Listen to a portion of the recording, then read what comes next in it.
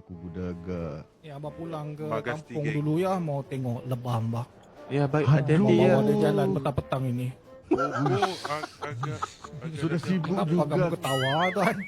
Sudah sibuk juga ini ya, Ya, membela baik lebah. kali leher mereka. Tahu seko-seko bawa jalan-jalan petang-petang. Kadang-kadang jumpa siang mereka mau kencing, mereka kencing dulu tuan. Saya risau takut kamu terbang.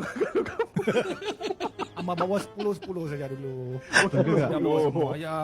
Tuan Selang Gagak. selila hari-harinya. Oh Tuan Pagi Gagak. 10 batch pertama, petang batch kedua. Esok paginya batch ketiga begitu. Tuan Gagak, dirimu Ya. menjual madunya di harga berapa? Oh, kami hamba menjual pada harga yang mahal lah, $8. Wagau. Ya, mahal lah. ya betul. Betul kan, Bayu? Kamu kena ingat dia bawa jalan-jalan tau lebahnya. Ya, Ha. bawa dia jalan. Iya. Hidupnya di atas gunung, Ambarino. Lebah high class. Masuk Ya. kedai sana juga dicuci. Treatment lebahnya banyak nampaknya ni, sesuai lah harganya tinggi. Lebah hamba seminggu sekali pergi spa.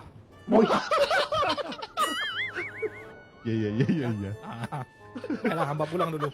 Baik. Hati-hati Tuan Lebahnya Gagak. mesti kena urut ah. Aku rasa lebahnya pun mesti pernah masak. Mesti pernah masuk ke tempat Royal Rose tu. Berapa kali? Kan? Ya, mungkin tu. High maintenance tu lebahnya.